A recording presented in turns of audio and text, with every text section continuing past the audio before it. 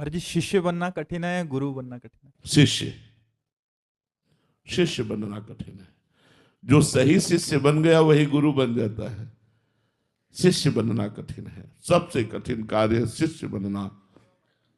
क्योंकि क्योंकि इसमें अहंकार को पूर्ण समर्पित करना होता है, तन मन वचन से उनकी दासता। बहुत कठिन है, बहुत कठिन है। अपने अहंकार को नष्ट होते देख करके कोई अच्छा साधक प्रसन्न होता नहीं तो जलता है। तो गुरुजनों की जो मार पड़ती है वो अहंकार पर पड़ती है, और अहंकार की मार सबको बर्दाश्त नहीं होती।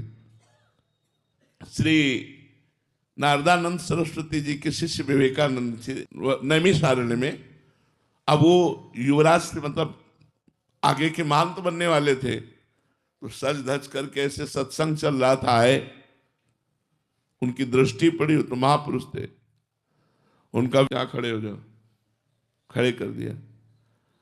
एक आदमी से कहा गौशाला से जाओ, गोबर गीला करके लाओ, पूरी छविया भर के इसकी खोपड़ी पे रख दो। और पूरा गीला गोबर टपक टपक के पूरे सब कपड़ा लता उनके जितने सब, वो बस वैसे खड़े। बाद में पूछा कैसा लगा, बोले गुरु जी कृपा है। बोले जाओ स्नान कर लो, नए वस्त्र पहन कर आ जाओ। अब गुरुजन ये देखते हैं तुम्हारा अहंकार कहाँ है।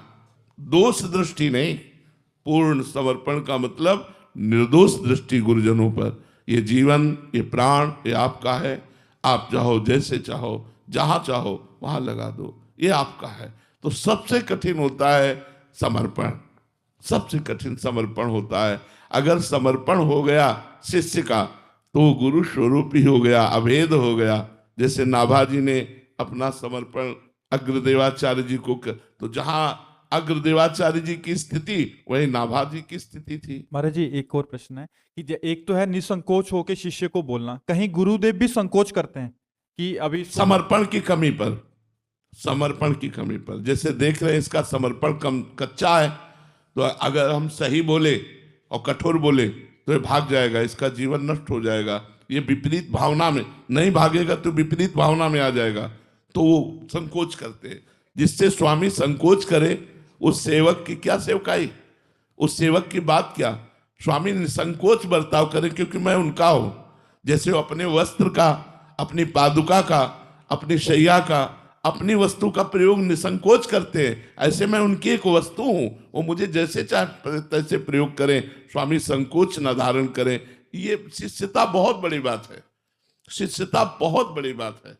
मतलब भगवान कृपा करते हैं तब शिष्यता आती है, नहीं तो शिष्य तो लाखों बन जाते हैं, लेकिन शिष्य वास्तविक होना कोई मुश्किल ही, बिरला ही होता है जो तन मन प्राण वस्तु सर्वस्व समर्पित। बहुत कठिन है, हम ये बता रहे हैं, वाणी से कह देना और ये सब करना बात अलग है, लेकिन बहुत कठिन है। गुरुजनों की आज्ञा हम पर होने लगे, ये हम पर विशेष कृपा। गुरु हम पर आज्ञा करने लगे, हमको ऐसा गुरुदेव के सामने दर्शन कराना चाहिए कि जितनी आज्ञा दे रहे हो वो सब कम है, आप और दीजिए, आप और दीजिए। और प्रतिपल उनका उत्साह बढ़े गुरुदेव का कि हमारी, जब गुरुदेव निसंकोच कोई आज्ञा हमको देने लगे तो समझो कि अब हमारी शिष्यता परिपक्व हो रही। जब गुरुदेव संकोच करने लगे तो फिर ठीक नहीं। उसी को पुकारा जाएगा जो समर्पित है। चलो कपड़े खराब हो गए, चलो ऐसा करो, उसको बोला जाएगा जो पूर्ण समर्पित है। दूसरे नहीं नहीं आप रहने दो, आप रहने दो, चल तू चल, तुम ये कर। क्यों? क्योंकि वो समर्पित है।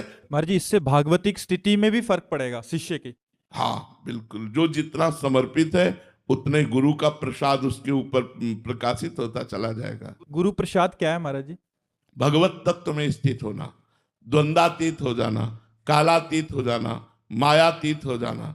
जितना गुरु प्रसाद जागृत होता जाएगा उतने उसे ब्रह्मबोध होगा, भगवत प्रेम होगा, प्रिया प्रीतम में तन्मयता होगी, संसार से घोर वैराग्य हो जाए। ये सब गुरु कृपा से संभव है, गुरु कृपा से। महाराज जी, ऐसा भी होता है कि वो संभाल ना पाए उसको? जब गुरु कृपा है तो संभालने का प्रश्न नहीं उठता, क्योंकि कृपा ही माँ की तरह संभालती है। जो गुरु कृपा है वही माँ की तरह शिष्य को संभालती रहती है। श्री राधा वल्लभ लाल की जय।